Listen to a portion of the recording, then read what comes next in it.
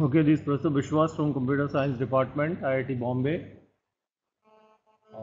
I'm about to start the course. Okay, so this course is about, or these 3 lectures in module 1 which I am offering is about linear data structures and applications. So I have assumed that there is some familiarity that you will need to have. For example, I expect that you know something about C++. Okay. So what about C++? I'm not going to teach C++ from scratch. So for example, I will not do routine things like talking about loops, data types and things like that. I'll assume that you know it. And I'll assume some basics of algorithms, which means you know how to do simple searching, sorting. More importantly, you know how to analyze simple algorithms. So the asymptotic O notation, big O notation, is going to be used for my course. Okay. So I hope you are. So let's formally begin then the course. You have seen slide 2. I'm moving on to slide 3.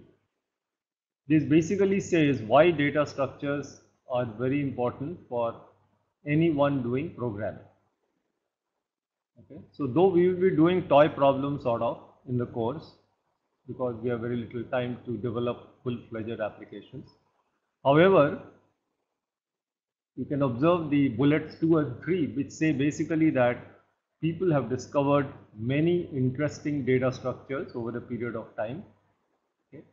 Some of them have lost significance and are obsolete, but many of them carry on.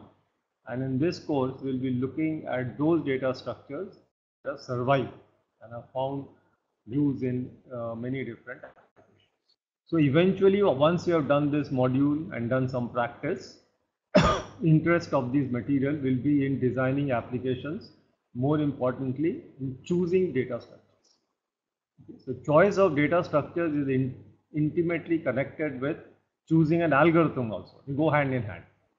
And wherever possible, even in this small way, I would like to pick up those issues, take a simple problem, look at alternatives. Slide 5 says much the same thing. Okay. And the one in bold tells us that data structures are fun to some people, but generally they are also very useful stuff. Okay. So I'll begin really the course formally by saying that for this module and the one which we'll do subsequently, I'll assume that data structure is defined by or is represented by 3 important components, triples.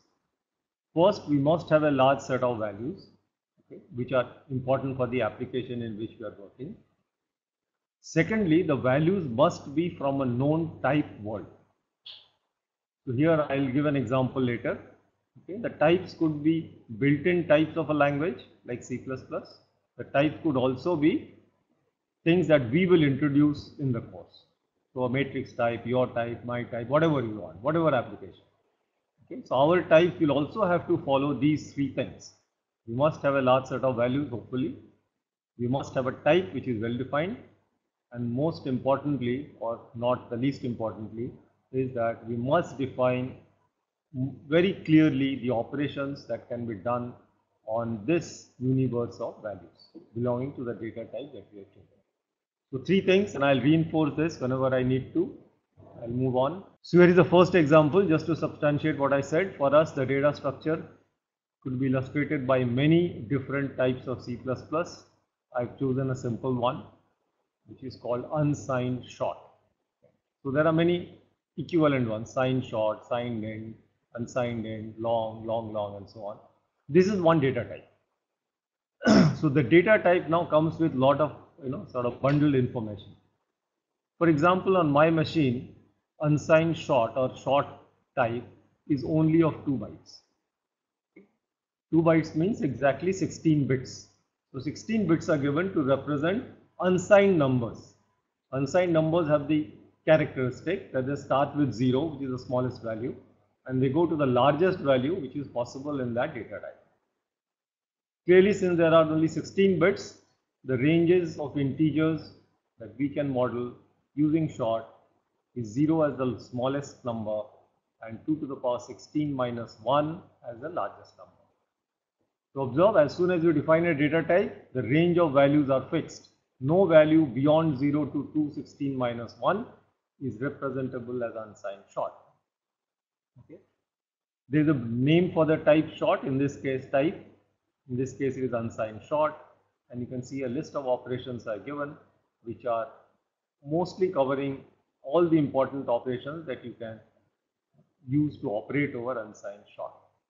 Observe, some of these are binary, most of these are binary: addition, subtraction, multiplication, division, modulo. However, there are some unary operators also, like plus plus, minus minus, and different. So this is the kind of thing that we'd like to build for ourselves as we go along. A data structure should have all three things clearly stated: the values, the type that we are naming it as, and the operations. So most of the built-in types of the language are supposed to be scalars. Scalars means that they have exactly one value from a set of values. Okay, and we'll see how we expand it later. Now I'm going to do a very quick recap of arrays. Okay, I'm assuming you know arrays, but I just want to examine it from my viewpoint so that I can use it the way I want it. Apart from scalar data structures, array is also a data structure. Okay, the first difference is array is not a single value, it's a collection of values. Array has data types has a fixed data type, which means all its values are coming from the same universe, homogeneous collection. By definition, there are exceptions, but I'll stick to the normal thing. An array is supposed to be a finite collection, which means that we must know in advance what is the size of the collection that we want to work with. A consequence of finiteness and some other properties of the array is that traditionally, ever since it was introduced in Fortran 2, the first arrays, it was always contiguous, which means they laid out in memory side by side. So I put some questions out there on slide number 9, which instead of discussing it bullet by bullet, I'll move over to my example, and I will have to figure out how, if you have a question, how do I answer them. Okay. So look at this simple example which I have chosen. It illustrates many features of arrays. The first line, for example, declares small a, okay, that's the name, to be an array of integers of finite size 10, and it is also initialized with values which is given on the right hand side of assignment. The values, for example, are a0 gets the value 1, a1 gets the value 2, and the last value a9, which is the 10th element of the array, gets the value 10. Observe that arrays can have several different data types. The very next one says string str defines a string array of size 5. Strings are known in C++. I'm assuming that you know it, and I've initialized this array with some strings, which are typically names of languages. The next one initiates or creates an array of floating point numbers or real numbers. The collection size is 6, and the values are initialized using floating point constants of both forms which are allowed in the language. But arrays are not only about scalar data types or built-in data types.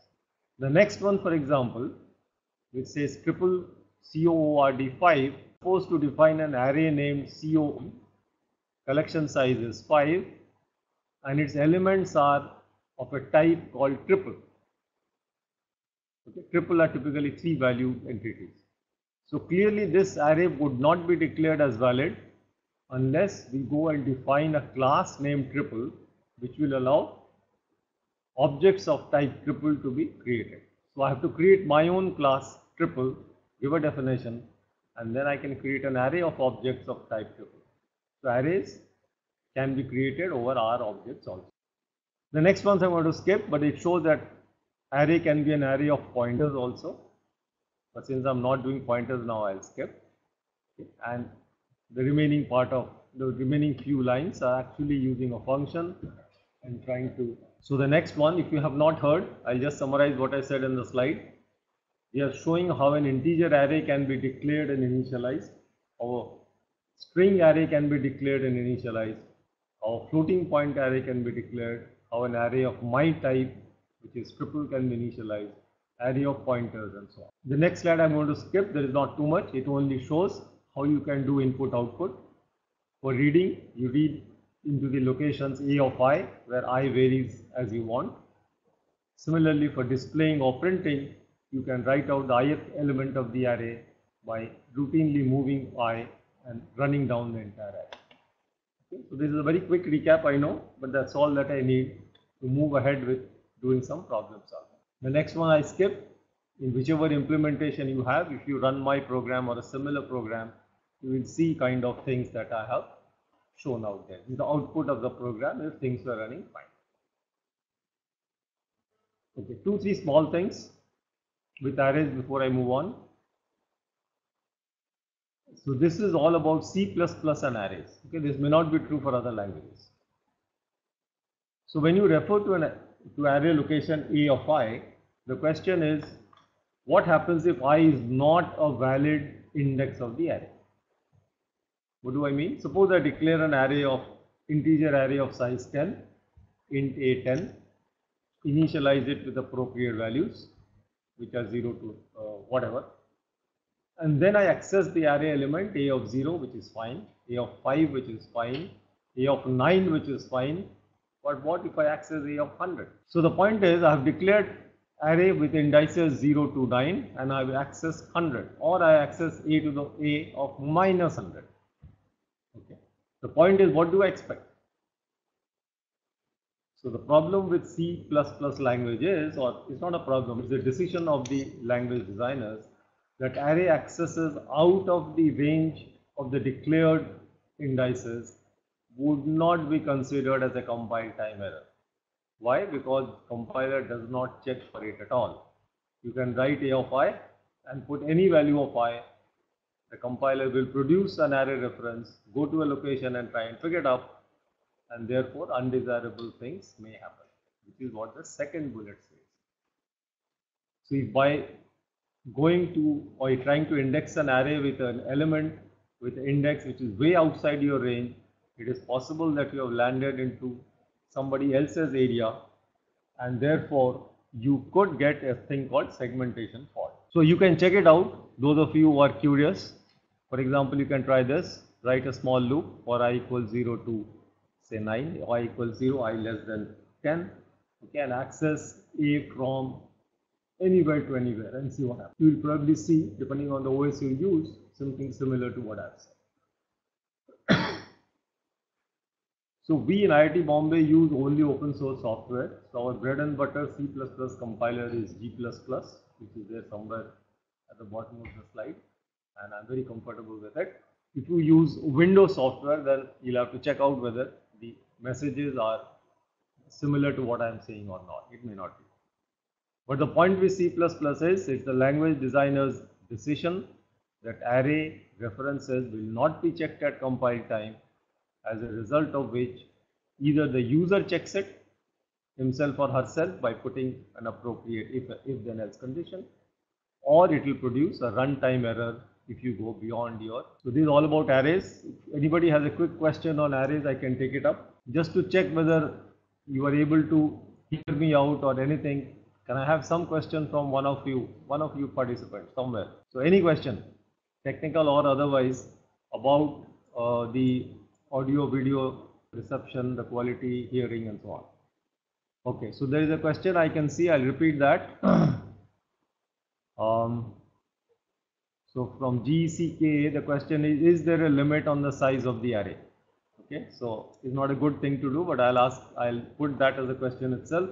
Okay, can you figure out on your implementation, is there a limit on the size of the array? So how do you do? The language does not define. Okay, so the language leaves it to the implemented system to check whether things can work. So what you can do is just write a dummy code, a simple program like int main, etc. Put the array size as 1 million, some int array 1 million, okay, and proceed.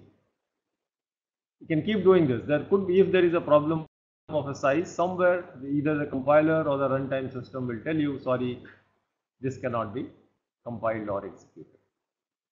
So there is no a priori fixed size of an array. The array size is dictated by what happens under you, which means how much memory has been given to a process.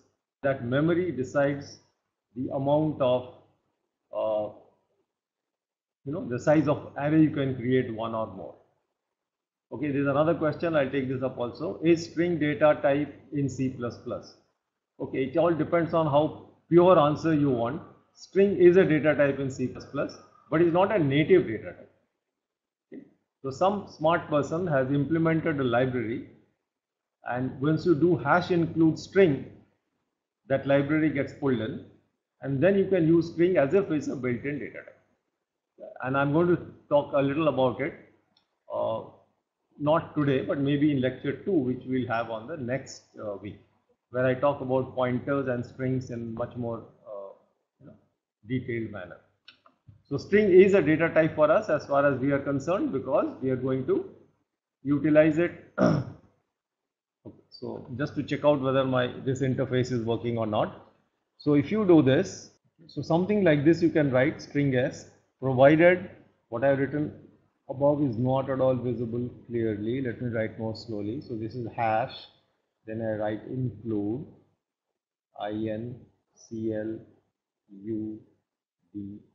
include, okay, and then you use this library which is string. Of course, you need something else which we will see later.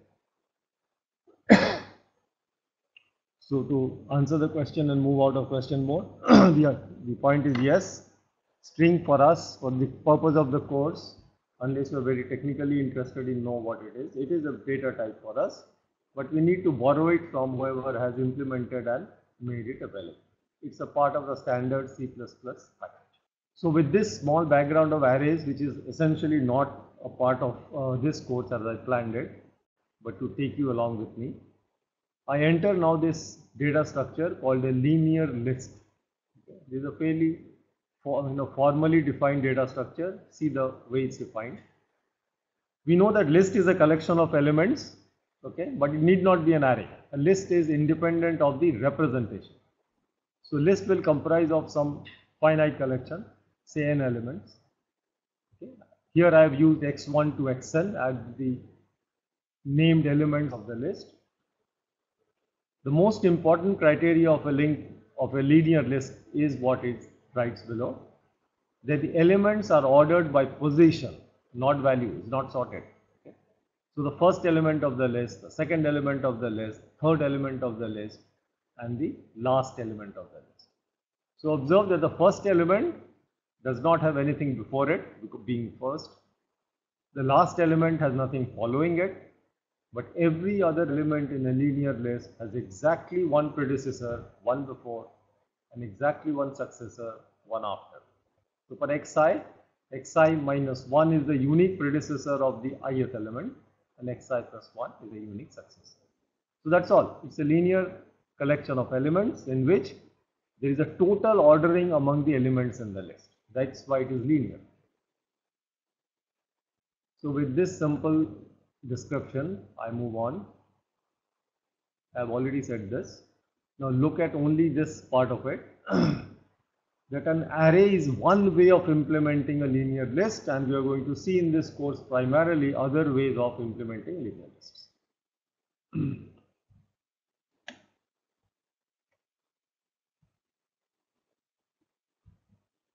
Look at slide number 17. So it says that while linear list could be dictated by many different ways, a lot of different variations of the list can be created. By tradition, by legacy, those linear lists are found to be more important, where the two ends of the list, the first is one end, the last is another end, are used to do the operations. Okay. And more importantly, unlike an array, insertion and deletion are fundamental operations on a linear list, which means a list which grows and shrinks. Okay. It can grow enormously and it can shrink back to almost null or empty list is quite common for this data. And this is what is the main theme of today, that we want to do some special linear list data structures. One is called a stack, the other is called a queue. There are many others which I'm not going to say, and there is something called a deck. which also I'm not going to discuss. Okay, so the stack, you observe, it says that one end of the list is active for a stack, the other end is sort of frozen, you don't use it now. So only one end operation is a stack, a both end operation is a queue, but the two ends are used in different ways, as we will see. So the main theme of today is to understand conceptually what is a stack, what is a queue, and as we will see, we'll try to implement them using an array implementation. So if you want to know the examples of non-data structures, for example, a heap, which I'll not do in a course, trees, you will do it differently in a different place, I guess, graphs, okay, and many other such varieties are not examples of linear lists because there is no linear ordering amongst all these elements. You can't order them on a line. So going back now, or coming back to stack, if you're hearing for the first time, these are described by the characteristic of the element which comes in last is the one who leaves first. So it's the last in, first out list. So let's look at some real life examples. If you have been in a big restaurant where they keep hot plates, and they use it to serve the people who are coming up in a buffet like scenario, the plates are kept one over the other, and the expectation is, or the desirable thing is, to lift the plate on top of the stack without disturbing anything. If you want to lift a plate from the bottom or from the middle, it is not an expected thing. It's quite possible that the entire arrangement may fall and you may break plates. So that's really an example of a stack where you pull out the one at the top, and clearly the one at the top should also have come in last, so you can't insert a plate in the middle very easily. Similarly, if you are seen at an airport, the way they track in the trolleys, okay, so they push one inside the other, and the one which is outside is probably the one which is pushed in last. You pull out one trolley and then you move, and so on.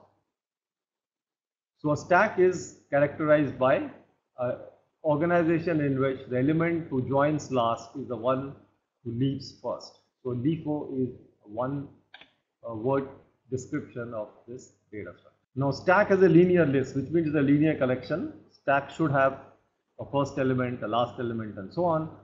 Being a linear list, the more important property of a stack is the end which is active. Okay? So the element on top of the stack is very important. This is where you operate. You want to push something onto a stack, or you want to add something to a stack, you add it at the top. You want to remove anything from a stack, you remove also the element at the top. So the top is the distinguished member of the stack, which is directly accessible when you try to access a stack. You can't access anything below the top directly. You're not supposed to. Then you're not working as a stack. There are two basic operations. One, the stack grows when you push new elements onto it, or you put new elements onto it.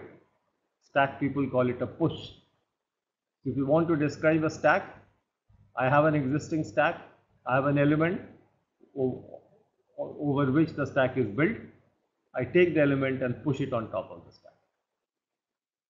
We'll have a syntax for it, even without describing a realization of that. Similarly, like the stack grows, it's also important that the stack will shrink. The stack will go down in size. Okay. So what happens when people want to pull out things from the stack, they call it a pop operation. So the pop operation will have a stack, and somebody will say pop the stack, as a result of which the top element will leave the stack and the stack will change. It will become one less than what it was before. So now comes the important, two important things which I did not mention in the previous slide, but you can go back to slide 21. If you are pushing elements onto a stack, and if stack has a finite size, what happens when the stack is full, when there is no more space? It is possible that I have only a finite amount of space and you have pushed the stack to its full capacity. Then the push will fail. So the push is conditional. If the stack is not full, is not reached its max limit, then you can push on it. You cannot push otherwise. This is called a stack overflow if the stack is full. Similarly, when you want to delete an element, you cannot do that unless and until the stack is non-empty. How do you delete from an empty stack? So people in the stack world say you cannot delete from an empty stack. That's supposed to be an error. The stack is underflowing. It doesn't have element. So the bottom line is that a stack starts as an empty collection. You have nothing in it. You push, the stack grows. You pop, the stack reduces. And in this manner, you essentially, or we essentially, solve an application problem, which I'll take up later. So coming back to summarize, if you want to summarize a stack, the operations that I have said are, okay, I'll repeat because they are not on the slide here. You create a stack, that's the first thing. We'll see how we do that. Then you push on a stack, basic operation, the stack grows. You pop from a stack, the stack reduces. You can ask anytime a Boolean operation, is the stack full? We call it is full. It will say yes or no. If it returns true, then the stack is indeed full. You cannot do a push. If it is false, then there is capacity and you can do a push. Is full is not true. Similarly, you have an is empty. If the stack is empty operation will return true, false otherwise.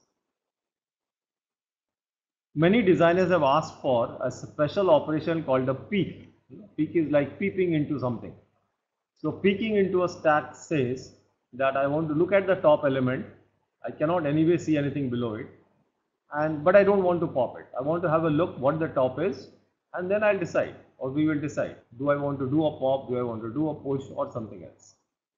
So a peek is a safe access to a stack which shows you the value of the top element without changing the stack. No delete, nothing. So this is about the basic all operations of a stack. And I'm going to move away from slide 24 because I'm only doing array implementation and go straight to my slide 25. So what does an array implementation mean? That my elements will be put into an array. The stack will grow in an array, the stack will shrink in an array, everything will happen inside the array. So I have decided to have a stack of max size 100. You can change that, you can make it 1000, 10,000, they are fine. Okay, so the array is where the stack elements will decide. So I have to choose a finite size. I've chosen 100. And look at the bottom. The last line, int s100 semicolon says I create an array of integers named s whose size is 100 and it's just an integer array. But we are going to use it like a stack.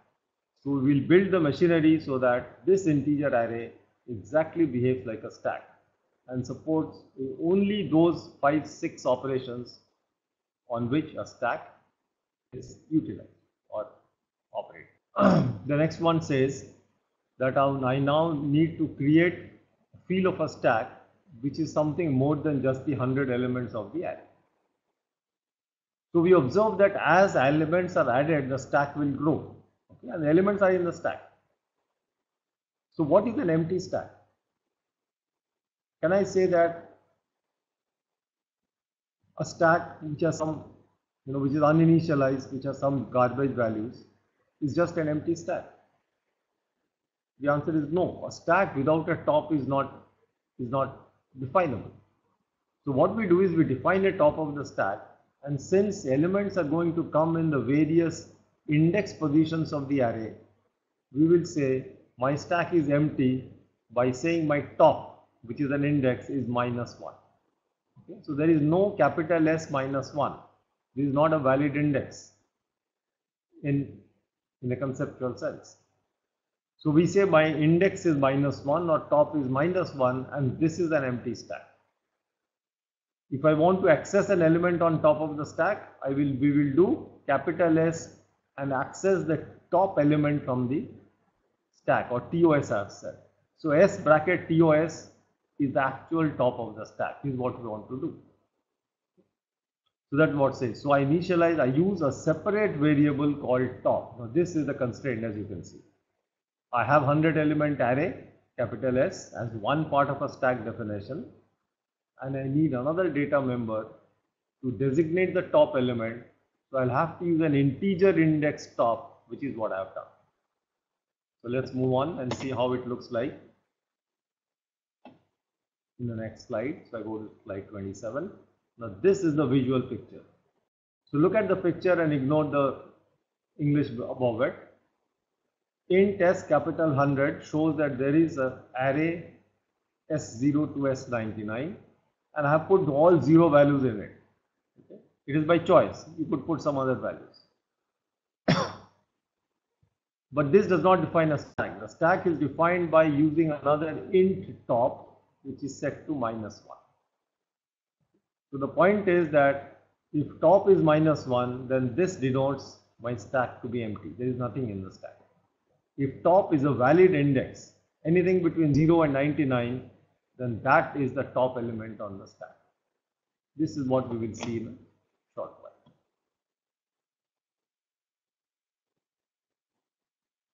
So look at this simple picture. We are going to put something on the stack. The previous slide's picture starts off with array S is full of zeros, 0 through 99. Top was -1, and I'm going to repeat loudly what it would have happened since I cannot draw what I want. So I do insert 20. Okay. So when I do insert 20, we'll have a syntax. We will say t dot push -1. Assume that this is an error. This is actually an error. It should be s dot push and s dot push 20 and s dot push -10. Why? Because s is the name of my array. I can probably correct it. Let me just check out whether I have used an array stack t. So this is okay. Let me get back. On slide 27, I've defined a data structure called stack t. Stack is a new type, which I have not said very explicitly. Okay. So everything will happen on stack t from the outside. Conceptually, I have a stack. And we have internally an array and a member top. So you can see there is something to show and there is something inside. Right? Just like an elephant has. It has one set of teeth to eat and another set of teeth to show its treasure, the ivory, whatever. So therefore I am right here. T is the stack and I do a push on the stack. T dot push. But what will happen internally? What will happen internally is this 20 will go and occupy the position S of 0, the place for it, and I will make top equal 0. After the first push, index top has become 0, the position where the top element is, and S of 0 has become 20. I do another push, which is the next command, t dot push -10, put another element on the stack. So I do that. In doing it, I have to put it in the next consecutive location. So -10 goes to S of 1 and top, which was 0, now moves to 1. So the value 1 has been set to top. This is the basic semantics of a stack and its manipulation through an array. I hope you got the idea that every time I put an element, I move the top index to put where the actual value has come. So if someone looks at this stack, he will say S0 is 20, S1 is -10, S2 is 0, S3 is 0, S99 is 0. The stack, the array is full. But that's not what it is. As a stack, it has only 2 elements, which you don't know. But you know that the top element is -10 and that is for sure, because S bracket top gives you -10. And that's all about. So this is a pictorial view. It would have been great if I could draw and show it to you in slower motion. So assume that your stack already has 2 elements. Top is 1. The elements on the stack are S of 0 is 20, S of 1 is -10. I'm on slide 29. And you say, or we say, pop an element from the stack which is T. The internal organization is an array and top. The stack is capital T. So if you do T dot pop, what will happen is this value -10 will be shown out as a display. So it will be thrown out. Okay, so this will be returned. The value on top of the stack is returned when you pop a stack.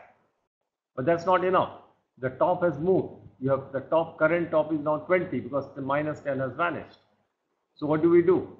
We will move top one element behind, or we'll do top equals top -1.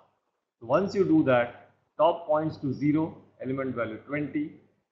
Even though -10 remains at one location, it does not matter, it is not accessible, and you return the value -10 as a result of pop. Okay, so I'm going to go slow now. Now this is my way of implementing a class. Okay, so I'm going to introduce a class through which we can operate stacks. So I'm assuming you are all familiar with how to define a simple class. It's a very simple, straightforward class. So constant max stack equals 10 says I want to operate my stack with only 10 elements. That's it. It's a constant value. The type def you can see later. Okay, so type def is a way in which I can parameterize this whole code by a name which I'm going to use. So we read it completely. It says type def string item underscore type. Type def is a keyword which the language understands. String is a regular data type which is already defined, and the name which comes after is basically something which I am giving for the purpose of my code. So it essentially says string is a given type and item underscore type will represent only string. This is another way of defining item type. So item type is string, that's all I'm saying. Okay, ignore if you know it. If you haven't understood it, it's not crucial. Class stack followed by a brace, and the brace ending brace will come later, defines the complete stack. Is a complete definition of the stack. Why private? Because I don't want to tell somebody that my stack is implemented as an array. By tell, I don't mean physically tell. I don't want that person to utilize this information. You can see, I can see, you can also see that my S max stack array, S10 array is basically an array of item type, or in other words, an array of strings, right? Because string is same as item type. So substituted, it reads as string S of 10, but I've just used these variables to make it more general. The next is int of top. This is another data member. So I need a top and index, and I need an array, both of which have been already declared as a part of the private definitions of the class stack. These are data members. Now typically the function members are supposed to be public. So whoever creates a stack using my definition or this definition should be able to operate with it. So look at the constructor. The constructor is going to create a stack which is of the kind I said. Top is set to -1, so the stack is empty. That is the indication of stack is empty. And since I have a stack of max stack number of elements indexed by 0 to max stack -1, I'm going to put a null string in each element of this stack. So S of I is a null string.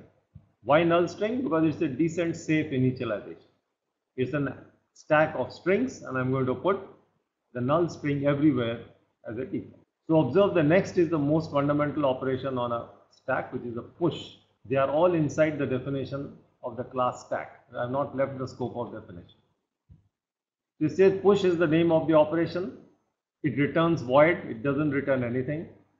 And push requires an argument whose type is item underscore type, string to be more exact. That's what it is defined as. And the name of the string is item. So if you want to push something on the stack, you have to give me a string whose name is item, and we'll push the string onto the top of the stack if everything goes well. This is another member function called isFull. We'll define it later. It says if isFull is true, that means the stack is indeed full, there is no more capacity. Then I give a message, else I actually do the operation of push. So I look at where top is. If top is, let's say 5, I make top equal 6, and then an S of top at the 6th location of the array, I put the new string that you have passed me as an argument. So observe, I first increment top. The current top stack top is pointing to the top of the stack. A push will change the top. So I first increment, create the place where the top is going to go, and then I put that new element as the top over there. Very straightforward, no issues by and large, and except if the stack is full, it cannot be an error. This one is more important, typically the type pop. So observe that this returns an item type, it returns a string, the topmost stack of the string. So pop has a return type, same as what the stack is of, which is item underscore type. Again, if the stack is empty, gives an error message.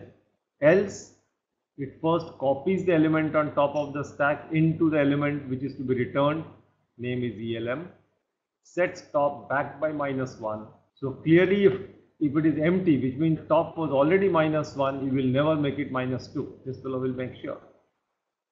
However, if it's a one element stack, which means top is 0, then it still goes through, it makes top -1 but returns the element and leaves you with an empty stack. So for all boundary cases, this pop operation will go through fine, provided the stack is not empty to begin. Peek is very similar, so I'll skip. Let's look at these two simple operations. Is empty. When is the stack empty? It says return the result of comparing top with less than 0. If top is negative, return that the stack is empty. Observe the condition is more general. I could have said return top equal -1, but I have not worried. We have said if top is negative, it cannot actually be anything other than -1, but ignore. We will return the stack as is empty as true. Similarly, if the top has already reached the position of max stack -1, the highest array index, then the stack is full. So we have these few operations coming back: is empty, is full, peek, pop, and I've given one more which is push, and of course constructor. Our first simple definition of a stack class is complete and ready to use as a stack. So I go to slide 33, where you can see the kind of use we can make of this implementation. So this could be, for example, a part of a main program. How do I create an object of my class? So I just give the name of my class, which is stack, and put an object name that I want, which is S. So what will stack S create? Okay, what will actually happen when this command is compiled by the compiler? So what he will do, he will take this small s. Now you can go back to my definition and figure out what it will do. If you look at the creation of the stack, the constructor, for which max stack has been defined as, I'm going one more slide back, on 30, max stack is 10. Okay. With this, go to the constructor, which is on page 31, slide 31. It creates an array. The name of the array is also small s, which has nothing to do with the name outside. So an array of 10 elements named through S0 to S, and a separate element top, one more scalar integer variable to -1 is what it will do. So coming back now on slide 33, the single line stack S does lots of stuff. It creates an array which is S0 through S9.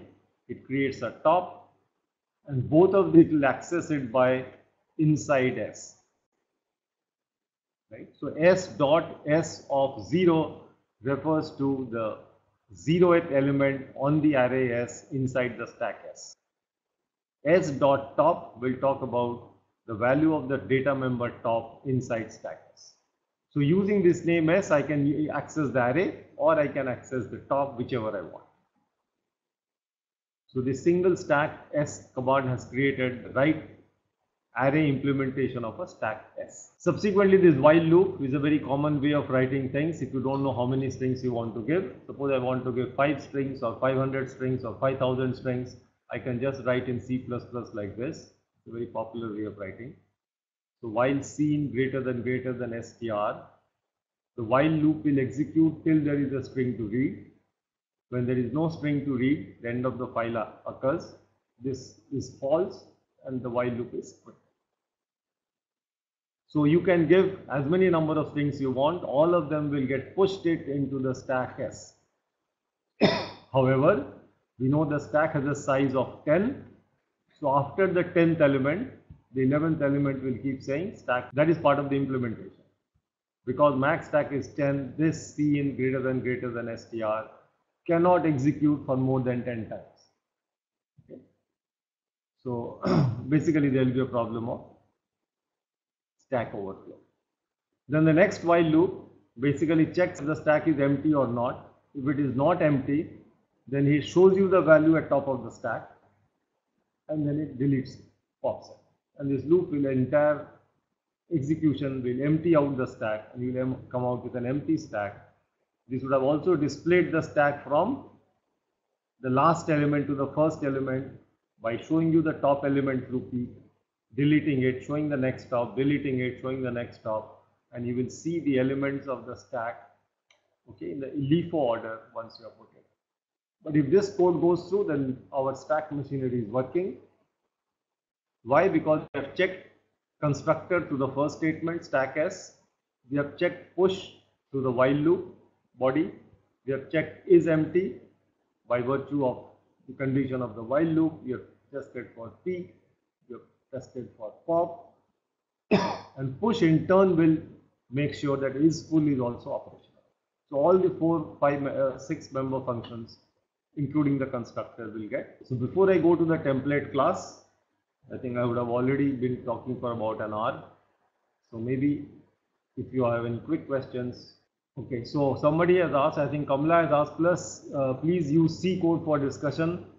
Okay, it's very difficult to do good class design, with linked list and all through C. So I will stick to C++. But if you want to use C, you have to replace my classes with structs and you can continue using them. And there will be changes. So I suggest if you want to do good data structures, while C is okay, C++ is much more friendly and useful, easier and pleasanter to code later on.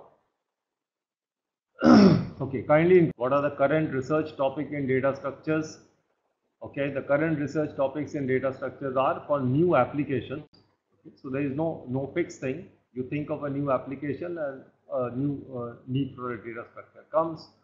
Data structures are typically coming up in different areas.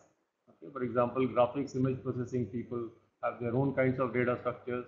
The networks people will have their own data structures and so on. So data structures typically are not an area of research by themselves.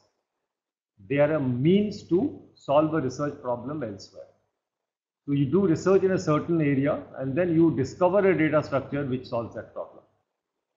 For example, I work in the area of compilers, and depending on the compiler problem that I want to solve, optimization issues, I will design a data structure which suits me. Typically, graphs are very popular, but then you don't do research per se in data structures today. Okay, is it peek or peep? Actually, it's called peek for whatever reason. This is to Tarun, P-E-E-K. That's a standard word, so I've used it.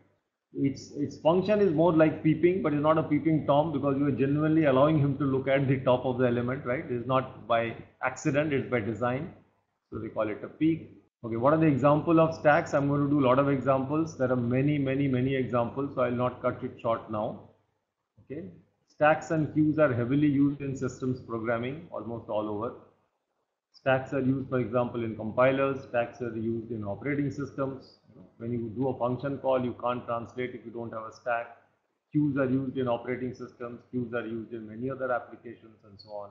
You can even use it in other applications which you are trying to code, which may not be direct computer science.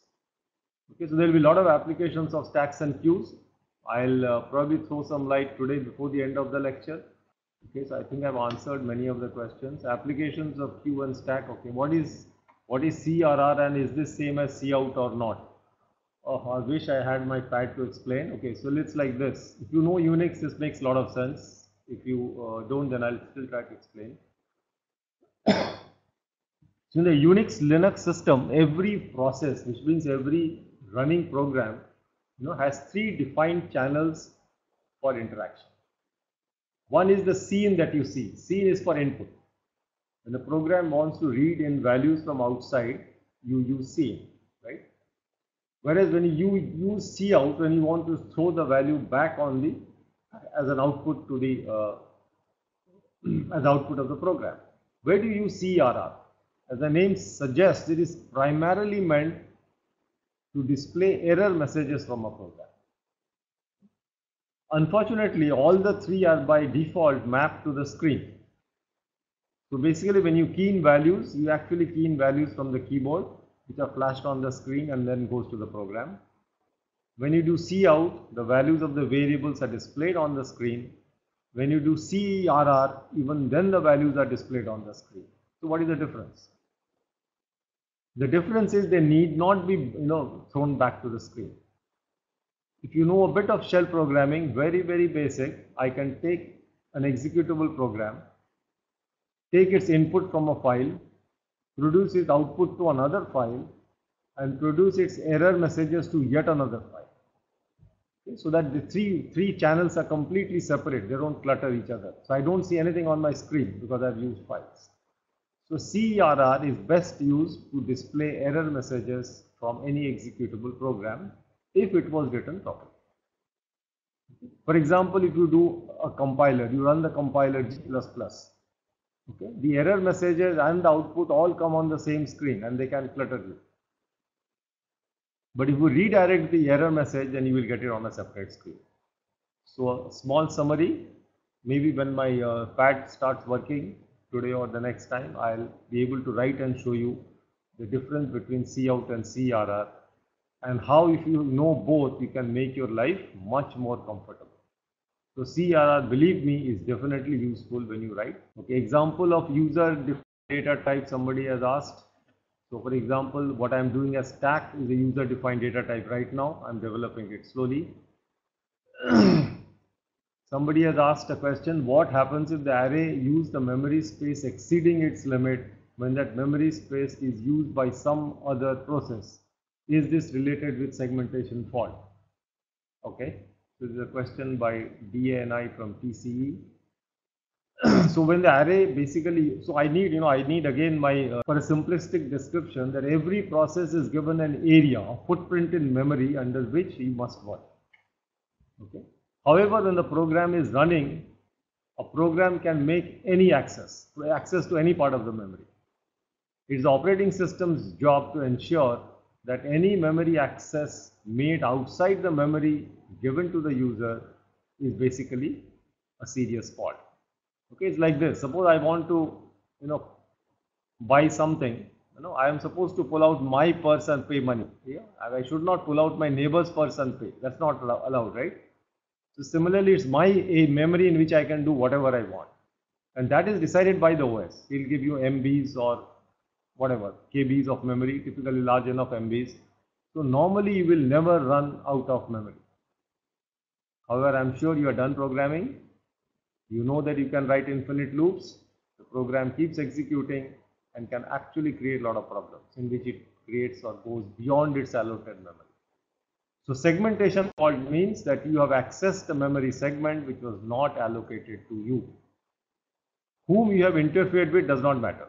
Is it the OS's memory? Is it another process's memory? Is it some other process's memory? It does not matter. Another memory by your own process, because you can run many processes, it does not matter. Segmentation fault means you have actually accessed something which is not given out to you. And this is typically a memory access fault. Okay, Singara is asking a question. This is the last question I'll take.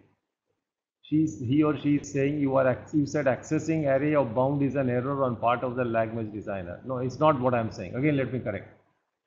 Accessing array out of bound is an error on part of the program writer.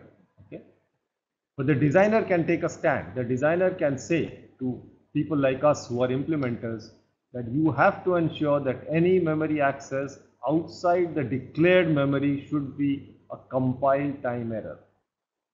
If you know Java, Java exactly does that. In Java, you cannot create an array access beyond the range. Okay? So it's not difficult. Anybody can do it. Any third, fourth year BTech student can actually implement it. What is the catch? The catch is that every array access that you make, the compiler will insert a runtime check. Is AI greater than equal to 0 and less than equal to 20 or whatever you have defined? If it is so, it allows. If it is not, it sort of removes. So it's basically the cost that you pay. For every array access you are making several cycles of instruction wastage to check if the array access is valid or not. So Java said we want to do it because it's a safety concern. C++ said it is not a safety concern, it is your problem. So therefore, the compiler allows you to make an access outside without indicating an error, and therefore the runtime system anyway will not let you go. It will give you a fault, segmentation fault, and throw you out. So the point is, if I knew at the time of writing the program or compiling that this is an error, I would have corrected it. I might have lost valuable time and effort, by not being warned by the compiler. So it's nobody's fault, it's just the language designer took a decision that you write your programs carefully. If you think you are accessing memory beyond, you can put a check. If EI greater than this, less than this, and do it. I am not bothered. So it's just basically the division of activity. C++ designers sticking to what C did said it is not required to do array range check at compile time. But I am told my writing pad is now fully accessible, so let me try it out. I'll try and answer the CERR question that somebody asked. Okay, so and the difference with Cout.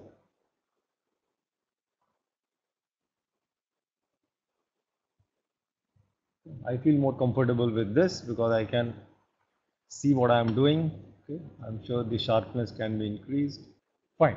So let me give you an example. As I told you, I'm not very comfortable with the Microsoft world, so I'll give my examples will be Linux based. So in Linux operating system or Unix operating systems, you compile a program into an executable called a.out. I presume you know. Okay. So suppose you have an executable file a.out. It could be for any program that you are given. You want to time this program. How much time runtime does this take? Okay, at execution time. It's very useful to do this because we'll be developing lot of data structures and code. So here is the syntax or semantics of using time.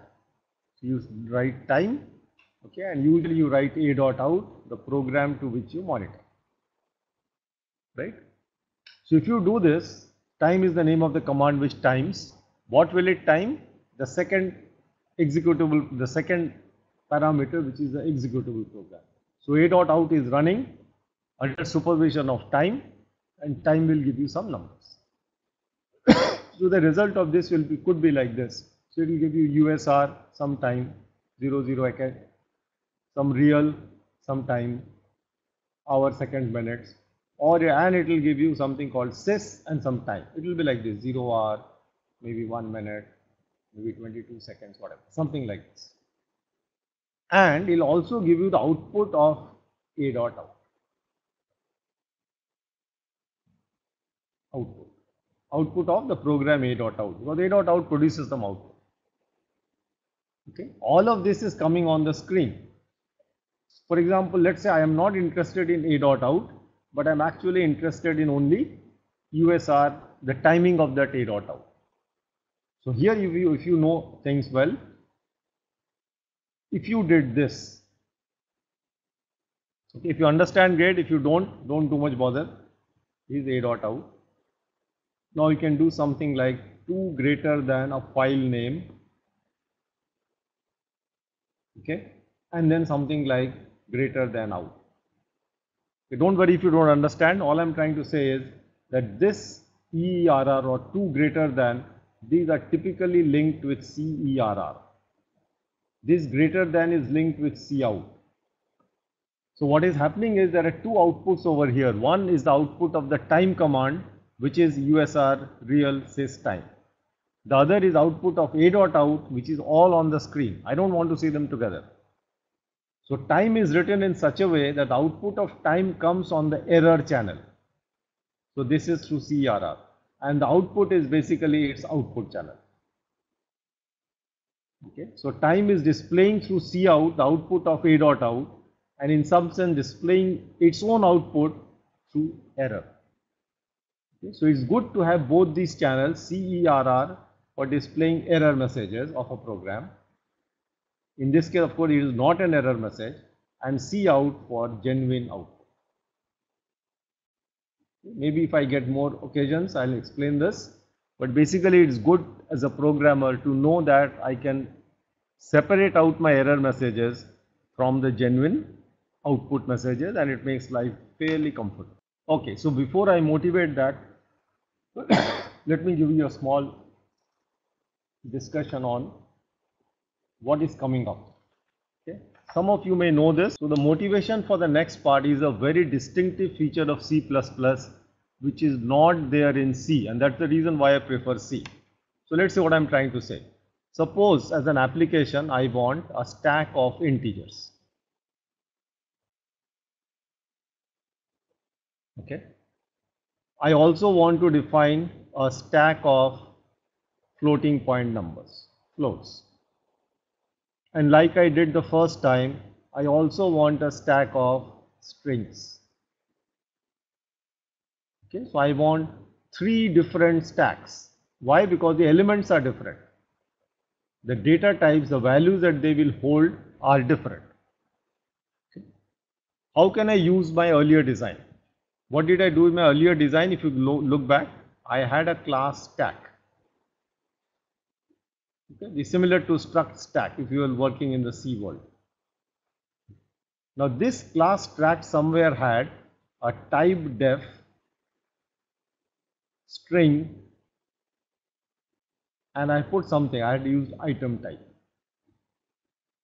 So this was the way of saying that my item type, the type of elements which will appear on the stack, I have decided it to be string, and my whole class was written out like this. If I wanted to create a type of a stack of floats, all I needed to do was rewrite entire stack and then write it as float. Okay, and repeat the whole definition, yet another stack.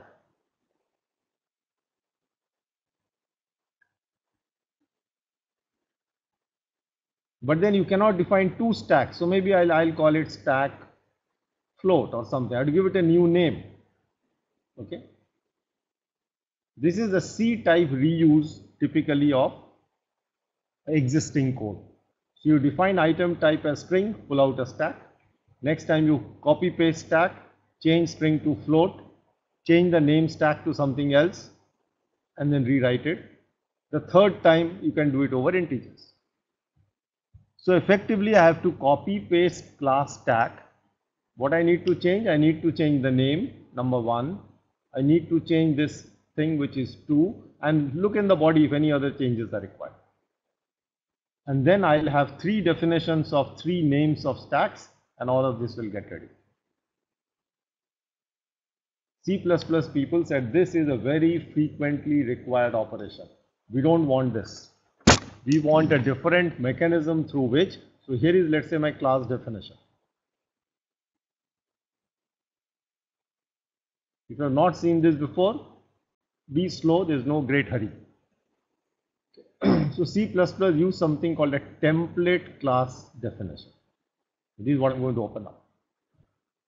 Okay, it will come quite a few times in my course. So this template class definition is designed once by the user. You write it with great care. I'll show you it. It's there in the next slide. Now, once you have a template class definition, you can use this by saying, okay, now I want integers. Okay, so I'm going to use it. This fellow will create an integer stack because I'm using a stack. Who will generate this? This will be generated by the compiler, not by you and me. Okay, and it will be ready for use. Therefore, the name template. Next time I say, no, I also want it for float. So I'll use the same template class definition and tell him, okay, I give you float. He will create a float stack for you. Okay, again generated by the compiler and ready for use. If you wanted a third type, which I said strings, the same thing. I have to just use this definition, and here comes a stack of strings. So as you can see, there is a huge or great reuse of code which is possible by virtue of this reuse of code, which is very important. So this is the philosophy. A template class does not stick to a particular type. He said, give me a type, I'll produce you an object of that type. The object is not a simple object, it's a complete class stack. It creates a class. The integer stack, this is a class, a new type. Float stack is a class. String stack of strings is a class. Okay. So I write one class and then I generate classes out of it. It's a much higher level abstraction which this language uses. Okay, it may sound very heavy if you are seeing it for the first time. So with this now I go back to what I am doing over here. So what is the purpose? The purpose now is to show you how this template class works. So basically this is not done the first time from scratch, but we first build one class, let's say the class stack which I had. So I'll go back a few slides and I'll keep flipping between these two. So my class stack, if you go to slide number 30, is what I did. So the class definition starts after the type def. You see in red, class stack, opening braces, private colon, this is where the stack started. But what was the problem with this? I had to put this item type and define it once. If I want to change it from string to int, I have to do it again. So the real eureka step or the real discovery step of C++ was that I don't have to put this as item type or any such thing and fix it here. Can I not say, can I create a stack of type capital T and be there? I will not tell you what type T is. Okay. So I will create a stack of an unknown type T, which I will not tell you now when I am defining. So instead of item type, I would like to use a variable T for a type. That's the first major step. Okay, and once you can do that, you rewrite the entire machinery using that variable T. So let me go back to the slide. So go to slide number 34 and observe that before class stack, we have used this template class T. See in red? But this is the way a template class is introduced. The template is a fixed keyword.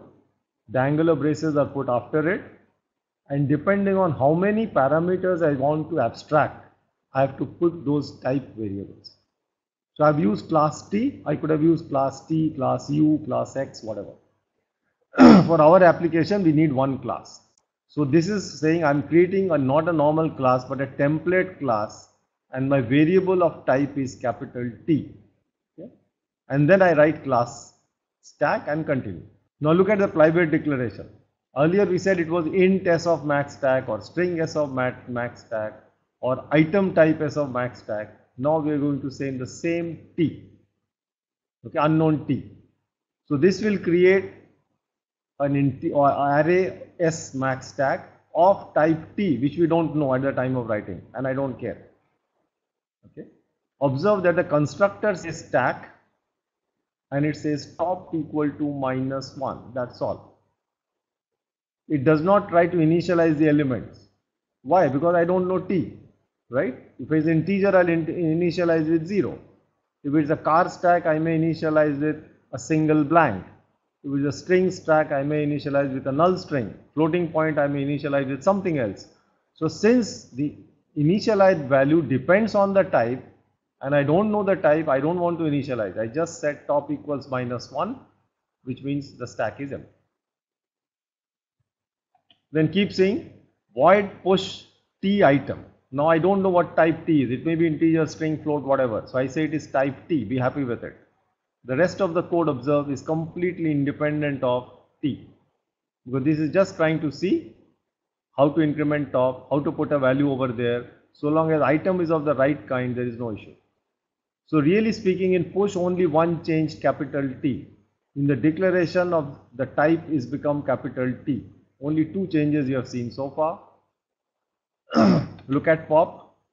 Pop returns an element of the type of elements on the stack, but I don't know the type. It is T. So here is T.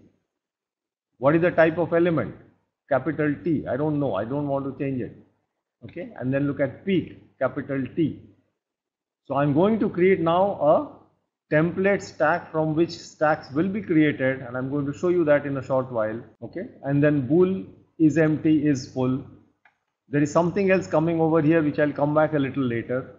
This, observe, is a function outside the class definition, and it's a function template. Skip it for the moment. I'll come back later. So I am on slide 37 and I have looked at the stack class definition so far, which is that of a template. Ignore slide 38, is not central to the theme. And let me now come to slide 39 and I'll go back to my writing to explain what is happening over there.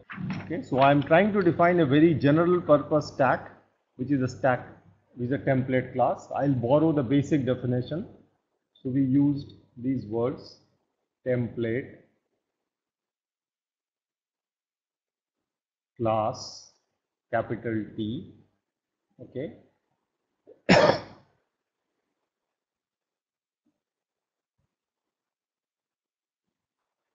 And I've shown you the changes, so I'll not highlight them. Basically, we have used capital T in place of type of elements on the stack.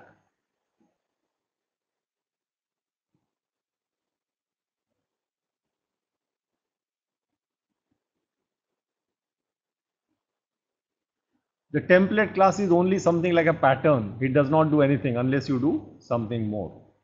So if you go back now to the slide which uses the main program on slide 38, you observe that the usages are, I will go back to the slide to explain. I'm just copying it out from there.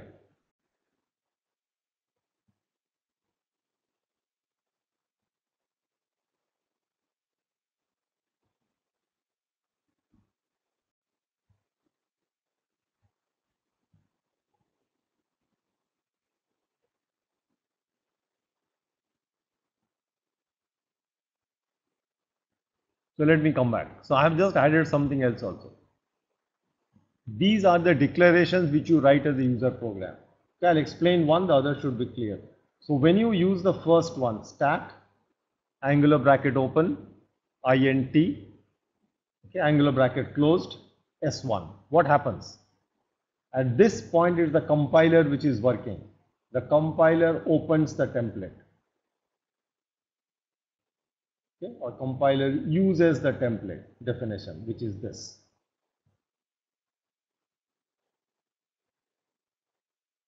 Okay, and it says, okay, what is this fellow wanting? He wants an int. So he says this t is resolved to or unified to int. Okay, and then he creates a new stack which is like this, class stack, okay, bracket int or angular bracket int, and everything here t is replaced by int and a physical code is created. Is this clear? So at this point, once this declaration has been processed by the compiler, you have a real stack, not a template stack, and the real stack is stack int. Similarly, the second one will create a concrete stack, which is stack of string. This will be same as what I had given you there, a concrete stack. And similarly, the third one will create stack, which is the name of the stack, stack angular float, and the full definition. So again, I'll go back to the earlier slide. I defined this once, the template class. I can open the template as many times as I want. I've opened it 3 times so far. So 3 physical stacks are created, which I have showed you. What do I do now? I can just use them as if I declared them. So use them liberally if your design is correct.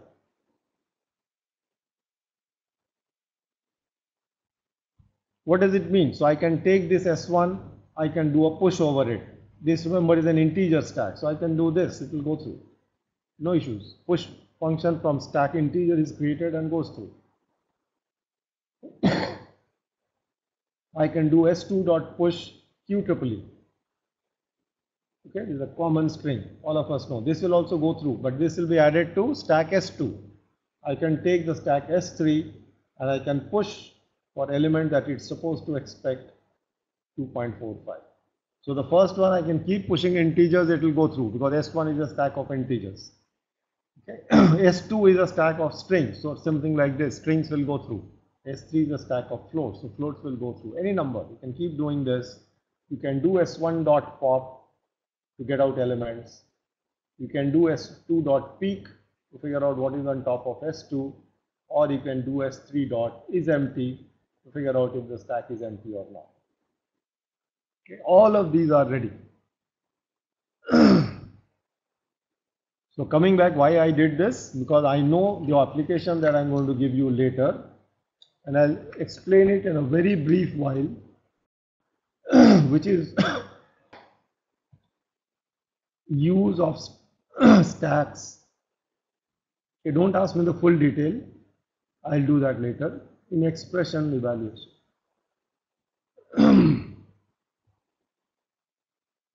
Okay, so let's create a synthetic expression. 30 plus 2 into 5, okay, minus 6 divided by 4, something like this. What is supposed to be done? One is supposed to find out the value of this. So someone who knows the rules of the game, he knows that this star has to be done first, producing the value 10. 4 by 6 will produce the value 1.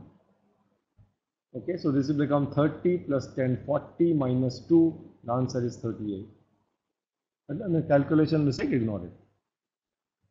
How do you do using any expression in a stack? So people do this. People say, I will create 2 stacks. One is a stack of operands or values. I'll call it operands. And the other is a stack of operators. You observe now, these two are 2 different stacks. One will have number, the other will have strings or characters. You can't mix them up together. So I pick up the first number, which is 30, put it in the operand stack. The next is an operator, so I put it on the operator stack.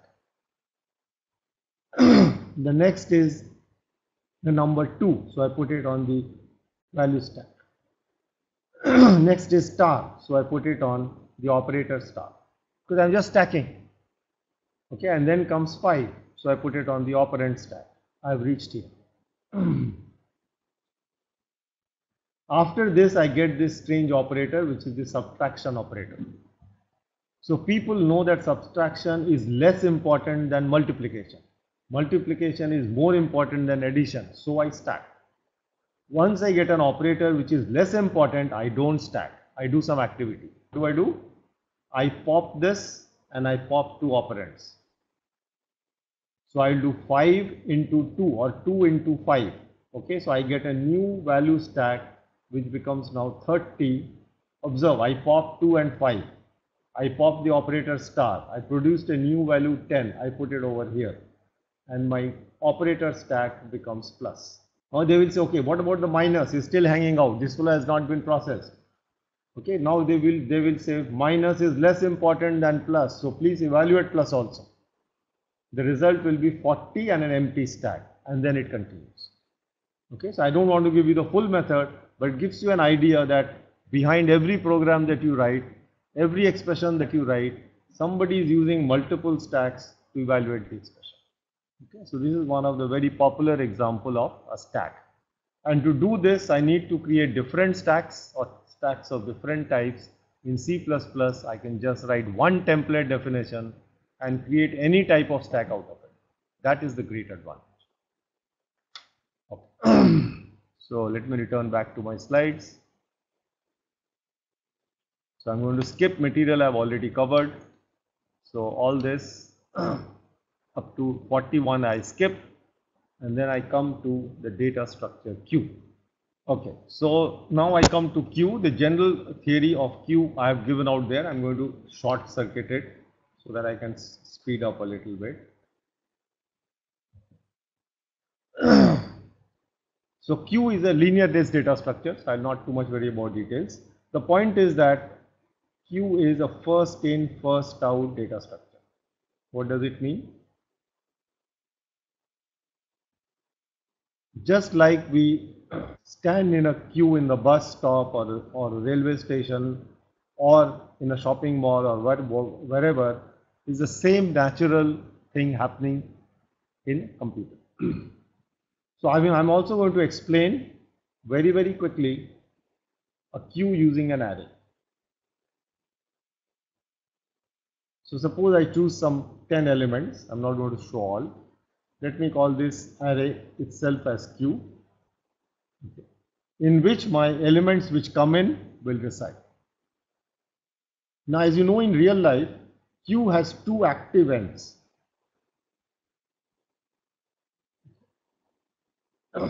Yes, if you are situated on a sales counter, you want to pay and come out from somewhere, then the fellow is at top of the queue gets serviced, right? So people are serviced at one end of a queue, and this person should be the senior most in the queue, come first, okay, serviced at one end, and you basically join at the other.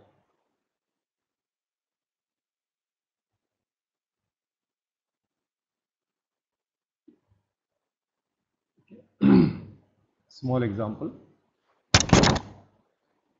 Suppose I'm going to use numbers just for clarity. Suppose I have three numbers 23, 10 and 15 to join in a queue. Okay, so how will my implementation conceptually look like? I have assumed that I have a 10 element queue.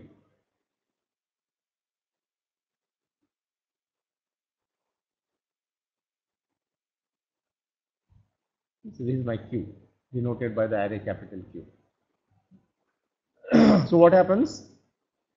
Along with the array like stack, we used one pointer which was top, or one index which told me where the top of the stack is. But a queue has two ends. Okay, one for deletion from where people are serviced, these are senior most, and the other is for insertion. The name where deletion takes place in a queue is called the front of the queue, and where you insert or join is called the rear of the queue. So what is an empty queue? An empty queue we're going to visualize, there are many ways, by saying front equals -1 and rear is also -1. Okay. No valid index, nothing from 0 to 9. You could have said 10 also, 10 is not a valid index, okay, but we have chosen -1, just below 0. Why this? Because they are saying there is no front, because front is not 0, doesn't point to anything in the queue. Nobody in the queue is at the top of the queue. Nobody at the queue is at the end of the queue. These are all fictitious indices, and therefore it represents an empty. Okay, so what happens when 20 joins? So this will be talked about as insert 20. So when insert 20 comes, 20 joins at some point of the queue, he becomes this. When 20 joins, you are supposed to join from the rear. So what happens? The rear points now to the actual element who has joined. And where is front? Nothing has happened to front. Nobody has gone away. So it continues to be -1 at a fictitious empty position. What happens when 10 also joins the queue? So I put this element 10 on the queue, and now rear now moves to this position 10, sorry, position 1. 15 also joined the queue. So when 15 joined the queue, my rear would have come here instead of this. At this point, suppose I say delete. I want to delete an element.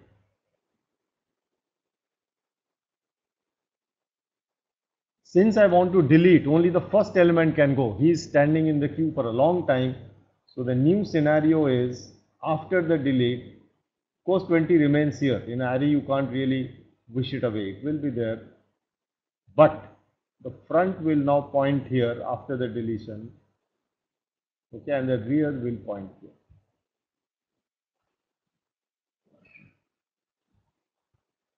Okay. So this is what we try to manipulate in a typical simple queue. So both front and rear are used, one to denote the element which is to be serviced now, and the element which has last joined by rear. What is the difference? The front is one element ahead of the actual front. Remember, 20 has already gone. So when front is here, essentially this is the front of the queue. This fellow is the real front to be serviced. When front was -1, the real element to be serviced was 0, 1 ahead.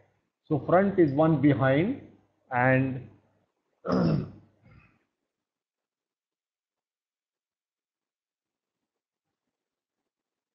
okay, so front is 1 behind, and the rear is actually the rear element of the queue. Okay, so since I'm going to do a particular design, let me tell you why I'm going to skip from here. So I'm going to skip from here because a queue like this is not going to be very useful. Suppose I have a very small queue of size say 3 only. Okay, is our choice. So there are only 3 elements in the queue which are 0, 1, 2. Can I do this? Insert 10, delete, insert 20, delete, and then insert 30, and then delete. So I am doing both the operations alternately.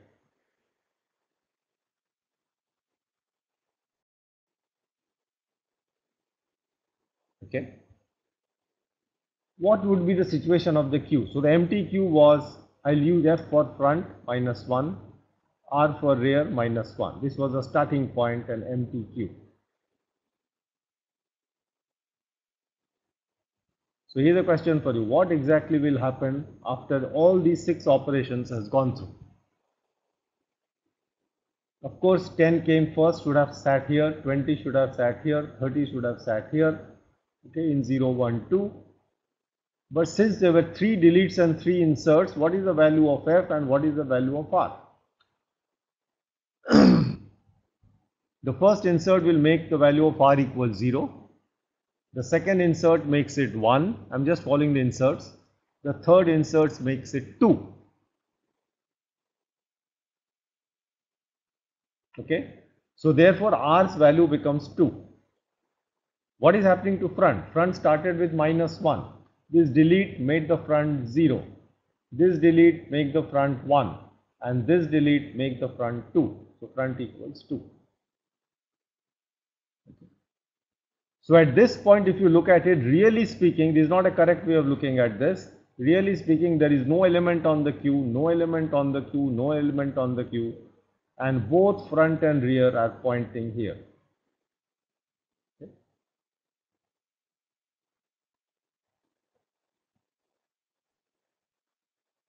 Over here. So what happens here? You observe that the queue is empty.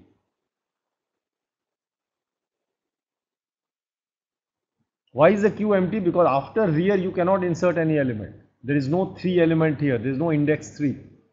Okay. So this queue is only used for classical discussions. We do not use such a queue in real practice. What do we use in real practice is what I am going to discuss now before the implementation starts.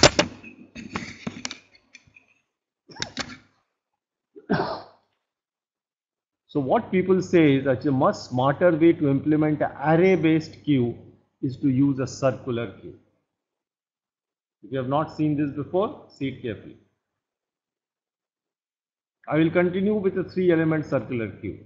It's just that the array has been laid out in a circle.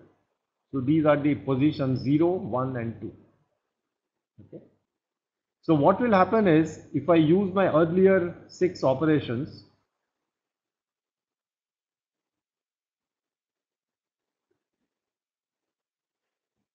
I will come back to this scenario where both F and R point here, which is typically the scene of an empty queue. But I also know that this is a little dangerous scenario. So let me do it slowly. So when I did insert 20, I would have got 20 here. Suppose the first one was 20. Second time I did 30, so I got a 30 here. What is the scenario now? After 20, F has become 0, R has become 0.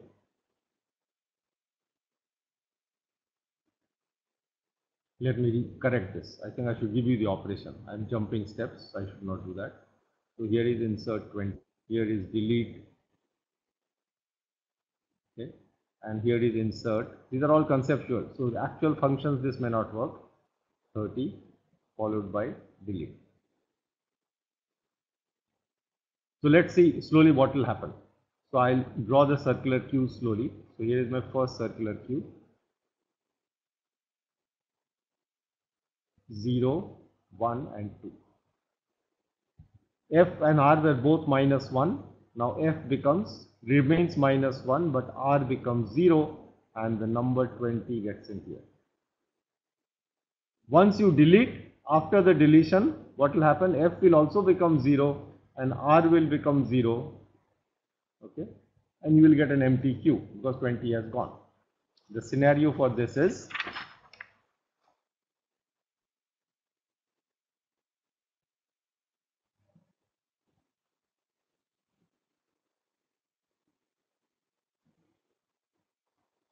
so in this case f has become 1, sorry, f has become 0, my mistake, and r is also 0. Yeah, and observe there is nothing on the queue because both are here. So typically we typically represent an empty queue by f equals r. These are typical conditions to show that whenever the front catches up with the rear, this is an empty queue. So when is the queue full? There are many ways of doing this.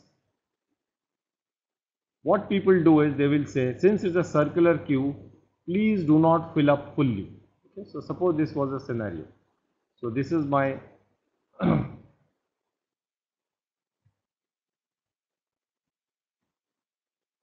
this is my rear, and let's say this is my front. Okay. The front is less than rear, which is fine. Now I can put an element here and fill up the whole queue, because only a 3 element queue, but I will not do that. At this stage itself, I will say the stack is full. You know the reason why? Because if you put an element here, okay, no, not this. Okay. So here is my rear and here is my, now I do 2 deletes. So when I do 2 deletes, okay, then again my f will catch up with rear. So since we are using in a circular fashion, the advantage is even if the stack scenario is, sorry, the queue scenario is like this, I have both. If this is my rear, I can put up and use this element as the next element provided it is element. It's empty. So the next element can be stored here if empty. Okay, so I can keep rotating and I can keep putting values here as long as they are empty. So this is called a circular queue. Circular queue has to be very carefully worked out because you are moving, you are going past it. How do I go past it? So the point is very clear. If this is 3, after 3, where does it go? So the increment of rear after 3 will be rear plus 1 is equal to 4. Okay, so after 4, so after 3 you get, sorry, this is 2. So if you do this, then you get 3. So what is 3 beyond 2? So you do a modulo 3. This is the 3 size of this, you get 0. So after 2, you come and place it in 3, which is basically 0. After 0, if you want, you can place it at 1. So keep rotating in circles. So this is the implementation which I am going to discuss. Okay. So I'll give you, since I have about less than 5 minutes, I'll just quickly go through and tell you what exactly this queue is going to do. So let me go back to my slides.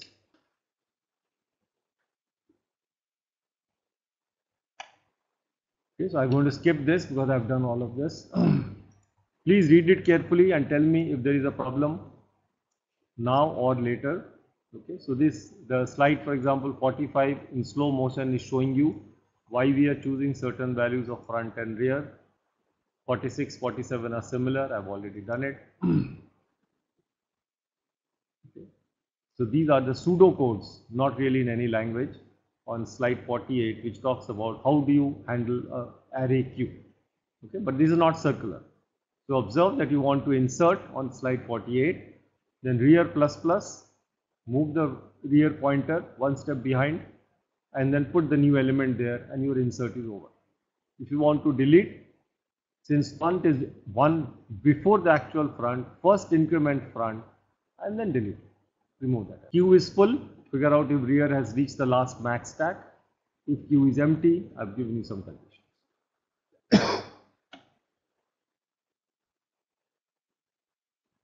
I'll skip 49, I've done it already there.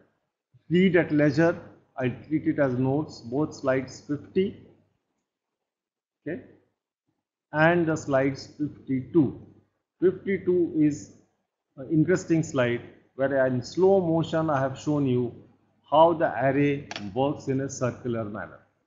Okay, so how to interpret this table? My queue has only 4 elements indexed as shown in the first row: queue of 0, queue of 1, queue of 2, queue of 3. Okay. Initially, the values of front and rear are given, and remarks tell you what is the status of the queue. So the first row which says initially, you observe front is -1, rear is -1, and this denotes for us an empty queue. Nothing is on the queue. So the indices are both illegitimate. Once you do an insert 10, observe that 10 has gone to Q0, and observe the rear has moved, the front hasn't. The next insert again moves the rear but not the front. Another insert moves the rear but not the front. When you do a delete, the next operation, observe that 10 is thrown back, the top of the first element on the queue, which is put in red, is physically there but is logically not there but physically there, because the front has been set to be 0. So the first element to be deleted is 20, one more than the front, and the last element is 30. So you are correctly manipulating both. So what is the interesting stuff out here is that after so look at the last line, insert 40, last but one line. Before that, the position 0 and 1 of the queue are empty because the front pointer has moved and is pointing to 1, which is the second element on the queue. The rear is 5. And when somebody says insert 40, I have already touched the max queue position. But since it is a circular queue, we'll install 40 in the position after 5, which is just 1, 4, modulo 4 is 0. And the queue will start getting filled up like this. Okay, so in my course, I'm going to use a circular queue whenever I talk about a queue. Any question that you have now or later, you are welcome. It's a good exercise. It's a much more interesting programming exercise to work with circular. The last part of this course, which was supposed to be the linked list data structure. Okay, so this spans from 57 to 75. I don't want to run down because it will not help. Okay, you can see pictorially how a linked list is built. The first observation here, if you are not comfortable with pointers, I'll come back and do it later, that linked lists typically are difficult to use using arrays. So you observe on slide, for example, 59, there are boxes and arrows between them. Okay? So this is where typically a linked list, which is the main thrust of these modules, will come into play. So let me stop here. I don't want to exceed your time too much. I'll come back and restart with linked list data structure. Okay, but in the meanwhile, you have 1 week. Please read up. Keep all your questions, on your mind. And if you want, I can give you my email address over here. You are most welcome. I think it is there on the first slide. Okay, I have not given. So let me give it here. Just.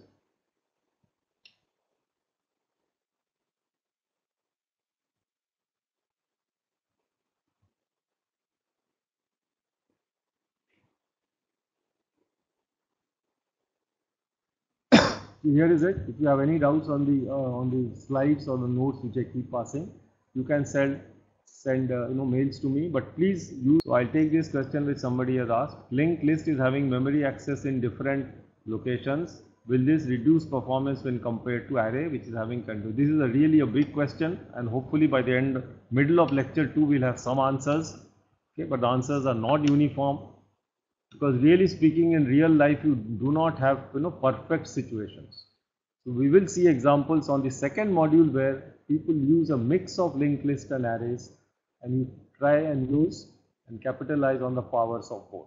So linked list itself has huge possibilities, but it is used in a different application than where arrays are used. So there are performance penalties for putting things in different locations, but there are performance pluses also, and I think at the right perspective we should try and compare.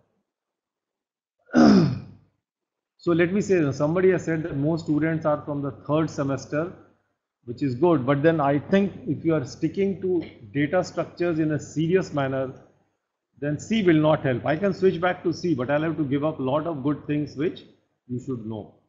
It is not important whether you choose C or C++, but it is important that you learn how to program complex applications, okay, as CS students, and I think C++ is the answer.